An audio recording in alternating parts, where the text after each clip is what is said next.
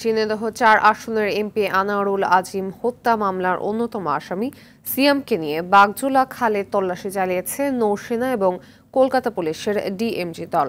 শনিবার সকালে চালানো হয় উদ্ধার অভিযান। এ সময় উদ্ধার করা হয় একাধিক হাড়। উদ্ধার হওয়া হাড় বাংলাদেশের এমপি আনারের বলে দাবি করেছে সিয়াম।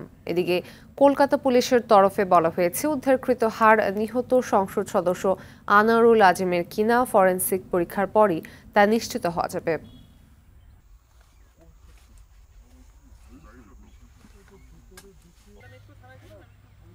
দর্শক, এই বিষয়ে কলকাতা থেকে জানাচ্ছেন সহকর্মী পরমাশিস ঘোষ রায়।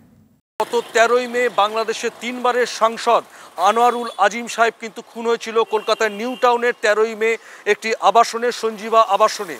সেই খুনের মামলা গত 22শে মে পশ্চিমবঙ্গ পুলিশের সিআইডি যখন দায়িত্বভার গ্রহণ করে এবং তারা যখন সরকারিভাবে জানায় যে এই খুনটা 13ই মে হয়েছিল পশ্চিমবঙ্গ পুলিশের তরফে, তারপর থেকে কিন্তু গত 23শে মে জিয়াদ হাওলাদারকে কিন্তু বনগাঁ সীমান্ত থেকে কিন্তু গ্রেপ্তার করেছিল সিআইডি।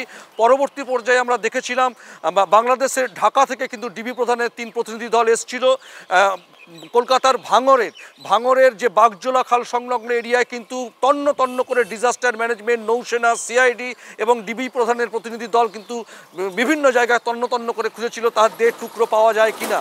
আমরা জানি যে তাকে কিন্তু বেশ কয়েক টুকরো করা হয়েছিল, প্রায় 80 মতো টুকরো করা হয়েছিল।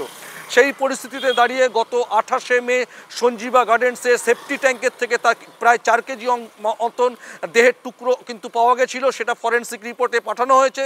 এখনও পর্যন্ত তার রিপোর্ট না আসলেও আজকের জন্য যেটা সবচেয়ে বড় খবর, গতকাল সিআইডি সিয়ামকে নেপাল থেকে আটক করে কলকাতায় নিয়ে আসে। আজ কিন্তু সকালবেলা গোপনে ভাঙড়ের সাতুলিয়া বলে একটি জায়গায় নিয়ে যায়, বাগজোলা খাল সংলগ্ন জংলা জায়গায়। সেখান থেকে কিন্তু বেশ কিছু হাড় উদ্ধার হয়েছে।